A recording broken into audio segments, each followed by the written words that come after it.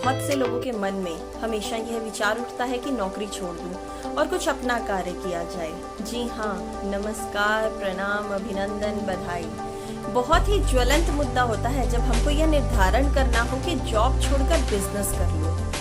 आज इसी विषय पर आप सभी के समक्ष जानकारी साझा करूंगी। मैं ज्योतिषाचार्य हेमा गार्गी। कोई दुकान खोलना चाहता है तो कोई कारखाना, कोई अपना अनुभव लोगों में बांटने का सलाहकार बनना चाहता है तो कोई शिक्षक बनकर जो मिल जाए उसी में संतोष कर राम नाम जपना चाहता है, जिसका जैसा सामर्थ्य या रुझान। पर नौकरी छोड़कर अपना काम करने वाले लोग सफल हो ही जाएं, यह निश्चित तो नहीं। जन्म कुंडली के अनुसार यह कैसे पता चले कि जो व्यक्ति नौकरी छोड़कर अपना कुछ कार्य करना चाहता है उसके लिए नौकरी करना कितना उचित रहेगा? ऐसे प्रश्न पूछे जाने पर ज्योतिषी को जन्म पत्रिका में किन बातों का विचार करना चाहिए, उसी के बारे में हम बात करेंगे। भारतीय ज्योतिष में चंद्रमा को बहुत महत्व दिया गया है। चंद्रमा मन का कारक है। व्यापार करने वालों का मनोबल अच्छा नहीं हुआ तो व्यापार टिकता नहीं है। जिसकी जन्म पत्रिका में चंद्रमा बली ना हो, ऐसा व्यक्ति छोटी छोटी बातों पर चिंता करता है और छोटी छोटी बातों पर प्रसन्न हो उठता है।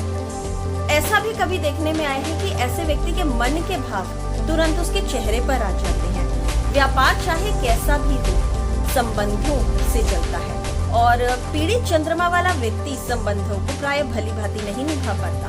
इसी के कारण उसे बहुत जल्दी बुरा लग जाता है। अतः चंद्रमा का विचार व्यापार के प्रश्न में बहुत आवश्यक हो जाता है। व्यापार में इस बात का भी बहुत महत्व है कि उसका बोल कैसा है। मैंने ऐसे बहुत से दुकानदारों, व्यापारियों को देखा है, जानती हूँ, जिनके पास लोग केवल इसलिए जाते हैं कि उनका व्यवहार अच्छा है। वही वस्तु दूसरी दुकान पे उसी दाम पर मिल रही हो तो भी व्यवहार के चलते एक दुकान पर जाते हैं, दूसरी पर नहीं। मतलब आपकी 6 इंच की जुबान तय कर देती है कि आपका व्यापार किस प्रकार गति लेगा।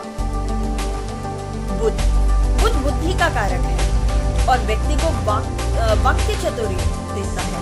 कन्या, तुला, कुंभ और विशेषकर मिथुन राशि में बुध बहुत बली होता है। उस पर यदि शुभ ग्रहों से दृष्ट हो तो और भी अच्छा।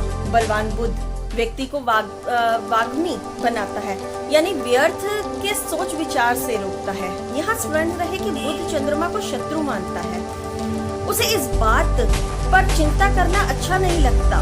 वह व्यर्थ भावनाओं में नहीं रहता। कोई समस्या है तो वह अपनी बुद्धि से उसे सुलझाना बुध को प्रिय लगता है।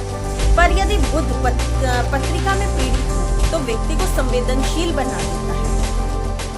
स्मरण शक्ति का ह्रास होता है। अतः जिस प्रकार का कार्य करना हो उसी प्रकार से बुध का विचार करना चाहिए। इसी प्रकार से शुक्र ग्रह की बात करते हैं। शुक्र का भी विचार करना चाहिए क्योंकि शुक्र में आकर्षण है। जिसका शुक्र बली होगा तो ऐसे व्यक्ति से मिलकर आपको अच्छा लगेगा, आपको लगेगा कि उसे बार बार मिले। और दूसरी बात यह कि व्यापार प्रायः भौतिक सुखों की प्राप्ति के लिए किया जाता है और भौतिक सुखों का कारक शुक्र है। अतः ज्योतिषी द्वारा शुक्र का विचार किए बिना नौकरी छोड़कर अपना काम करने की सलाह देना ठीक नहीं लगता, क्योंकि ज्योतिषी को बहुत सोच विचार कर कुछ कहना होता है और कोई अन्य ग्रह का भी विचार करना चाहे तो कोई गलत नहीं है। जैसे कि मंगल से धैर्य, शनि से गंभीरता, स्थिरता, सूर्य से अधिकार आदि इत्यादि। व्यापार का प्रश्न हो तो सप्तम भाव और दशम स्थान दोनों पर ध्यान देना चाहिए। व्यापार में कई लोग साझा करते हैं, यानी साझेदारी, पार्टनरशिप का काम करते हैं, इसलिए भी सप्तम स्थान का महत्व बहुत बढ़ जाता है। सप्तम स्थान प्रायः दैनिक आय वाले कार्य बताता है। दशम स्थान कर्म स्थान है। जैसे ग्रहों का इन स्थानों पर प्रभाव होता है, व्यक्ति वैसे ही कर्म करने को प्रेरित होगा। उदाहरण के लिए बलवान मंगल का दशम स्थान में होना नौकरी करने वालों के लिए अच्छा नहीं हो सकता। ऐसे व्यक्ति नौकरी छोड़ भी दे।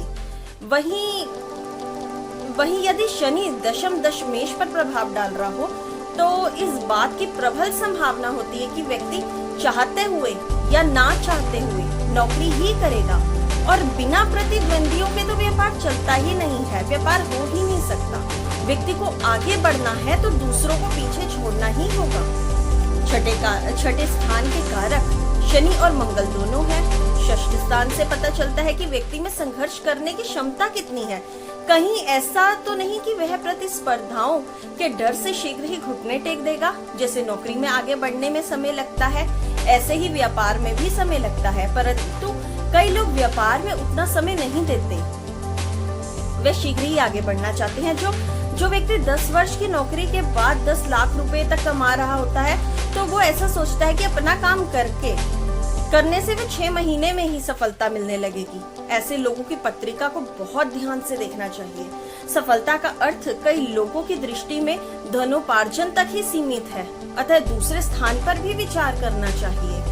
व्यक्ति भाग्यवान हो तो व्यापार शीघ्र निकलता है, अतः विद्वानों को नवम स्थान का भी विचार करना चाहिए। अब आपको समझ में आ रहा होगा, इस पूरे प्रकरण में आपने ये देखा होगा कि सब कुछ एक दूसरे से जुड़ा है। आपको ऐसा भी लग रहा होगा कि और भी बातों पर विचार किया जा सकता है, जैसे पराक्रम के लिए तृतीय स्थान, कष्ट के लिए अष्टम स्थान, व्यय के लिए द्वादश स्थान इत्यादि। अनुभव के साथ साथ ये आपको समझ आने लगता है कि किस बात को कैसे देखना है और कितना महत्व देना है। किसी भी बात पर ठीक विचार करना हो तो पूरी पत्रिका का अध्ययन भली प्रकार करना अत्यंत आवश्यक होता है, और फिर उस सब को मिला जुला कर ही कुछ कहा जा सकता है। मित्रों, ये थी कुछ बातें नौकरी के विषय में कि जो लोग अपनी जॉब छोड़कर अपना व्यवसाय करना चाहते हैं उनके लिए किस प्रकार से कुंडली का विश्लेषण किया जाए, और यदि आप लोग चाहते हो अपनी जॉब में परिवर्तन करना, अपना व्यवसाय करना, तो किसी विद्वान को अपनी कुंडली दिखाकर ही ऐसा निर्णय लें। धन्यवाद।